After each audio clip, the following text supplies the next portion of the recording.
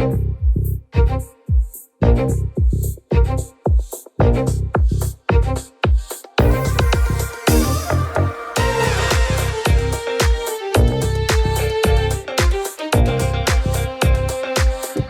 to Super Entrepreneurs Podcast. Today we have with us David Meerman Scott. How are you, David?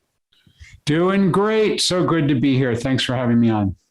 Oh, it's my pleasure, my friend. Thank you so much for coming. And this is the first time, I believe it's the first time I'm interviewing someone standing up. So I'm glad to meet someone because I love standing up. Yeah, well, I'm actually coming to you from my home video studio, and I'm outside of Boston, and I have all sorts of cameras and bells and whistles that I can do. But I love to present standing. I love to present standing up. I'm not a sitting down person. That's awesome. It's also good for your breath, by the way. I mean, I know a number of your audience are in the sales business, but when you stand up, you better project. It's much better for your voice. So whenever you take a sales call, you should be standing up.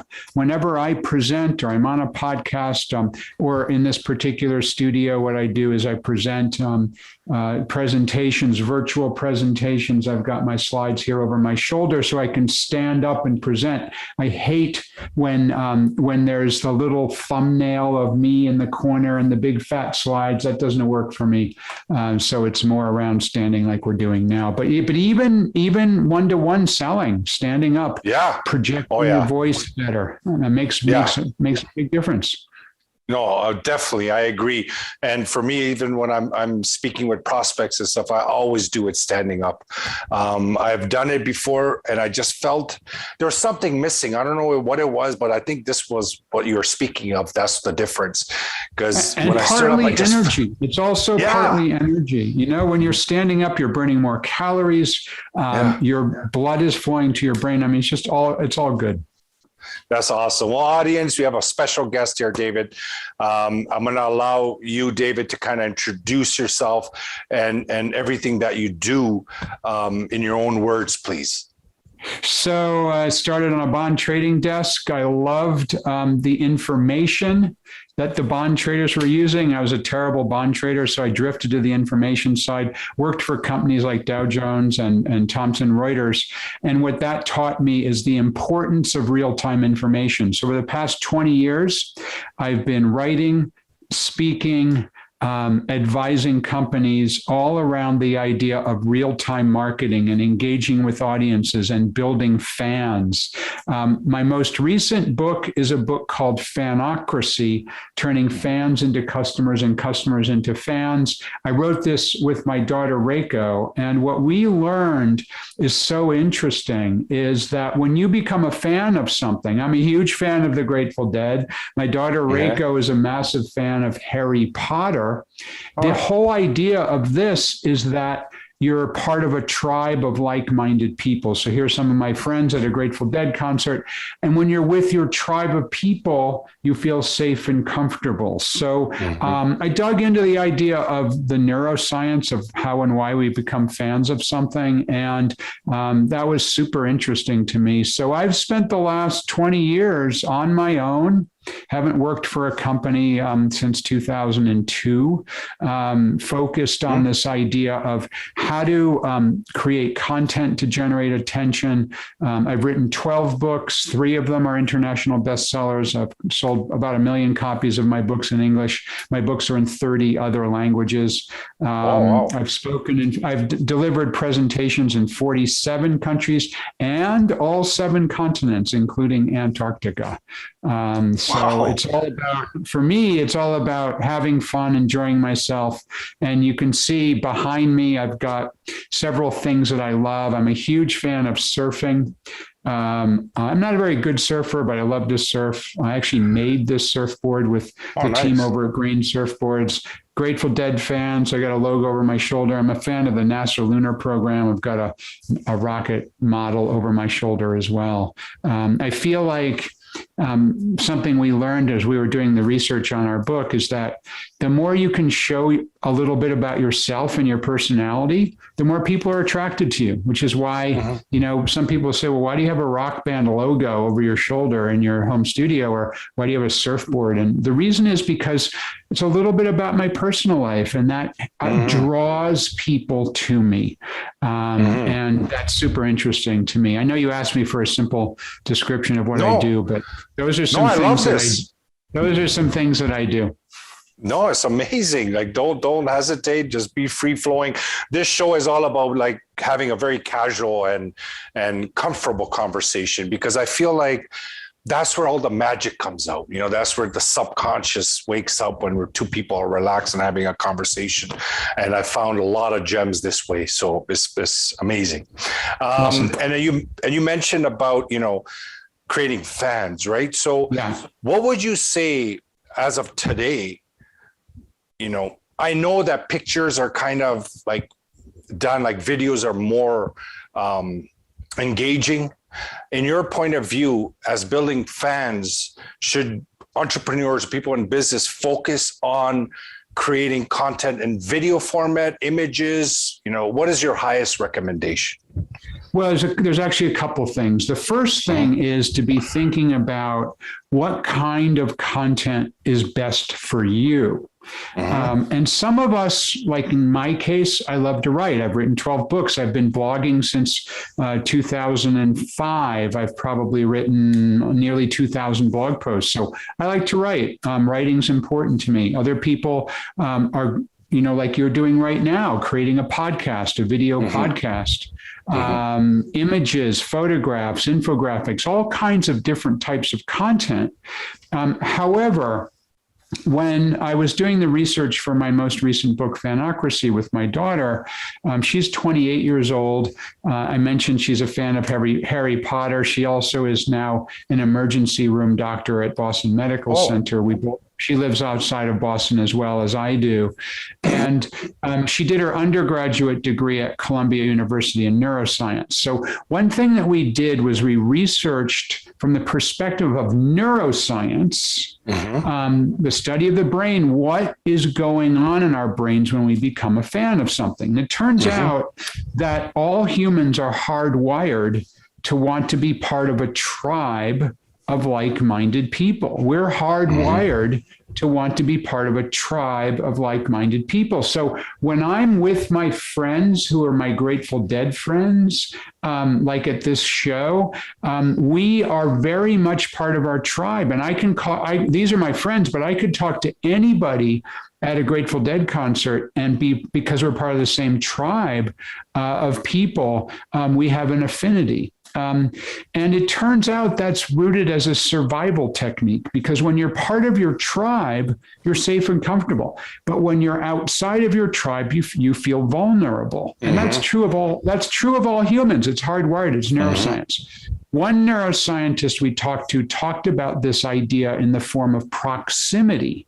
And the idea of proximity is that people who are further than about 12 feet away from you, those people are in what's called your public space. And we don't track those people. We know they're out there, but we don't track them. Between 12 feet and about 4 feet is called social space. And when someone is in your social space, you're very aware that they're there, because again, as a survival technique, you need to know, your unconscious is saying to you, is this person an enemy, a friend, or what's going on? And then inside of 4 feet is called personal space, where the most intimate relationships happen. And the more close you get to somebody, the more powerful the shared emotions, either positive or negative. So when you walk into a room with your friends, you feel great because your friends are in the room and you're in close proximity to them. If you're in a crowded elevator or a train, you might feel uncomfortable because those people you don't know. Okay, so I'm getting to the reason why video is actually really important. There's another form of neuroscience, which is called mirror neurons. And mirror neurons are the part of our brains that fire when we see somebody doing something as if we're doing it ourselves. Mirror neurons. And I want to demonstrate that to you. I've got a lemon in my hand. I've got a slice of lemon in my hand. And if I take a bite of this lemon, my brain fires, which I'm going to do right now. Wow. So I'm taking a bite of the lemon and my eyes begin to water a little bit. My mouth puckers up and my saliva glands are doing those things. It's a really powerful thing to bite into a lemon. My brain is firing, but your brain is firing too. Everyone who's watching or even just listening to this, your brain is firing because of the power of mirror neurons. So what does this mean for video? Well, it turns out that the same mirror neurons are firing when you see a person on video. And if you're cropped such that you're in social or personal space, people in the audience feel as if through mirror neurons, they're actually in the same room as you. So here's why this is so important for selling, for marketing, for the use of video of people talking, is because we feel as if we know you. This is exactly why we feel that we know a movie star or a television star, even if we know intellectually we've never met them. And so you can do exactly the same thing with your selling, with your marketing, if you use video in this way. And you're doing it right now by creating this podcast and shooting video. And I know some people are only listening in, but some of us are able to watch the podcast. And when you do, you can feel like you're actually across the table talking with us in person. Your mirror neurons are firing. Super, super powerful way to use the ideas of neuroscience to generate attention for your business and to make more sales. It's such an incredibly valuable information that you're giving, because I couldn't connect the fact that, you know, when I'm looking at people and I'm studying what they're providing me, like if I hire a mentor, for example, and I'm watching them and I'm following their instructions, I see them on the screen, I feel like I have that relationship with them. You know, when I speak to them and I'm talking, I say, "Hey, how's it going?" Like I feel close to them, and I never could figure that out. Like, right? You know what is going on? But now you explain it. It's a survival technique. It's hardwired in our DNA to want to be with people who make us safe. And the more you have experience with somebody, even on video, the more that survival technique kicks in, and that can be something you can use to be more successful as a marketer and as an entrepreneur and as someone who's selling products and services. That's great. And now going back to my question, so I guess the number one way would be video then compared to. Well, remember, there's two things I mentioned, and they're both very important. Number one, what is the medium that you're most comfortable in? Because some people may not want to do video like you and I are doing right now. So what are you most comfortable doing? Some people love to write. Some people love to take photographs. Some people love to create infographics. Some people love to be audio only, but no video. Other people like to do video. So first of all, what are you most comfortable doing? That's very important. And then secondly, video from a perspective of neuroscience is super powerful. So it's like, well, you bring out your passion when you do the thing that you're comfortable with. So if you're comfortable with videos, you're going to bring out your passion. If you're comfortable with pictures, you're going to bring out your passion, which is very important, right? No, that's absolutely right. Let me give you an example of that from the perspective of images. So I speak at Tony Robbins' business mastery events around the world, have done so since 2014. And a couple of years ago, I met a dentist. His name is Dr. John Marashi. And Dr. Marashi came up to me after my presentation and said, "David, I love your idea of fandom. I love your idea of generating fans and growing business through fandom. But I'm a dentist. I don't have fans." Nobody likes me. I don't have fans, he told me. And I said, "Well, let's talk about that, Dr. Marashi. What do you love to do?" And he said, oh, I love to skateboard, but what does that have to do with dentistry? And I said, it could have a lot to do with dentistry. And I said to him, we humans are attracted to people who are passionate about what they do. We're passionate about the things we do in our private life, which is exactly why I've got my surfboard here. I've got my Grateful Dead logo over here, is because that passion shines through. So Dr. Marashi says, I love to skateboard. And I said, well, why don't you somehow bring skateboarding into your dental practice? And he said, okay, I'll think about it. So that was at the event. He came up to me after my presentation. About 6 months later, he contacted me and said, David, I just wanted to let you know what happened. I put skateboards on the wall of my dental practice, much like I have surfboards here, skateboards on the wall of his dental practice, Dr. Marashi told me. He said, I sometimes skateboard from one examination room in my practice to another examination room. I have photographs of me skateboarding on my company website. And I created an Instagram, and many of the Instagram posts are me skateboarding. And I now have nearly 30,000 followers on Instagram, he told me. And the data is that I've grown my number of new patients by 30% as a result of doing what you told me to do. And I've grown my revenue by 23% because people are attracted to a skateboarding dentist. And it's not just people who skateboard, it's people who just love passion.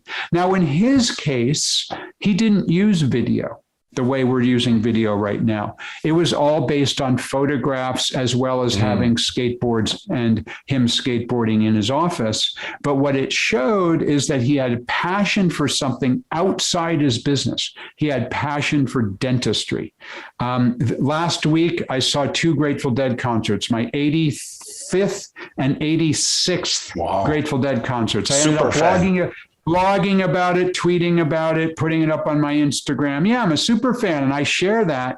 And there's lots and lots of people around the world who know that I'm a fan of the Grateful Dead. They may hate the Grateful Dead, but they can appreciate that I have passion for it. Passion. So whatever it is you do, share that passion with the world. Beautiful. Love it, David. And that's why, it's pause right now, but I always, I never thought of it like this, but I love like water and waterfalls and stuff like that. So I always have this playing when I'm working with the volume higher so I can hear. And then the wings are like the wings of freedom. So I'm passionate about making and helping people find that freedom, right? So I just have these, but I never did it for what you're saying, right? But now it's making so much sense. Why not do a whole podcast episode where you talk about that? I mean, share it on your social media. That's the kind of thing that draws people to us. Mm-hmm. And there's so many people who are just by the book, business, especially I've noticed on social networks. So what I've noticed on social networks, many people, probably everybody, not everyone, probably most of you who are listening in or watching what we're talking about right now, on your LinkedIn, it's just business. I just talk about business with no personal stuff. On your Facebook, perhaps, is where you talk about personal stuff. That's true of many people.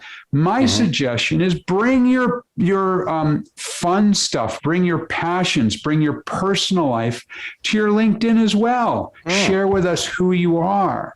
Make yourself into a true human, a 3-dimensional person, rather than just a straight ahead only business person. Yes. And we always like to ask our guest what their inner superpower is that got them to this point. I would say for me, I have an uncanny ability of being able to see patterns in the universe that other people don't see before other people see them. And I'm able to then articulate those patterns I'm seeing in a way, typically in the form of a book, that sort of is ahead of the curve in what people are talking about. I'll give you a couple examples. So back in 2004, 2005, 2006, I noticed very much that everybody was treating the web, marketing on the web, as an advertising metaphor. They were spending money on banner ads, spending money on buying email lists. Back in 2004, 2005, 2006. I saw a pattern in the universe that no one else was seeing. The web is not about spending money on advertising. The best way to market on the web is to create amazing content. Now, that was pre-social media. So it was blogs were around, but social media not yet. So I talked about how you can create great websites and create great blog posts and use great images and photographs and so on. And that ended up becoming a book called The New Rules of Marketing and PR, which ended up selling, last I checked, over 400,000 copies in English. Amazing. And it's in 29 other languages right now. I just finished the 8th edition manuscript. It's going to come out in the 8th edition in April of 2022. And so this was a pattern in the universe that no one else saw. Everyone thought marketing on the web was about buying ads. I said, no, marketing on the web is about creating content. The second pattern in the universe I saw that no one else saw at the time, or at least no one else wrote about it, was that around 2010, the web became real time. So many people don't remember this, but prior to 2010, there was no real-time updates on the web. If you wrote a blog post, it took a month for Google to index it. If you updated your website, it took a month for it to be indexed. And it was with the advent of Twitter and some other forms of real-time content that the web became instant and real-time. So I wrote a book called The Real-Time Marketing and PR that became a Wall Street Journal bestseller. I also pioneered the concept of what I call newsjacking, which is injecting your news ideas into a breaking news story to generate attention, which is a great way for entrepreneurs to build business, to do marketing, to do selling. Newsjacking, actually, a concept I pioneered. Newsjacking was named to the Oxford English Dictionary a couple of years ago. Wow. So you asked me my superpower. My superpower seems to be that I can see patterns in the universe and identify trends. Beautiful. Very big picture trends before other people, and I write about them, and those end up becoming best-selling books that then, after I've written about them, many other people talk about them. So that would be my superpower. Amazing, David. Amazing. Thank you for sharing that. And I have so much information that I want to research based on this interview. And I know the audience will definitely be excited to watch and understand and learn about what you're saying. And I know your time is limited. We want to keep it at 20 minutes. I'm going to let you go. We're 4 minutes over. I have so much more I want to talk to you about and ask you, but I respect maybe what we'll come back and do it again next year, maybe. Yeah, sure. No problem, David. I want you to have a great rest of the year, prosperous and healthy, and keep in touch. I love making friends with good people, and you're a good man, and keep it up. Change the world, my friend. I appreciate that. Thank you very much. Same to you and to everybody listening or watching. I wish you all the best, and get out there and share your passions. Thank you, sir. Take care.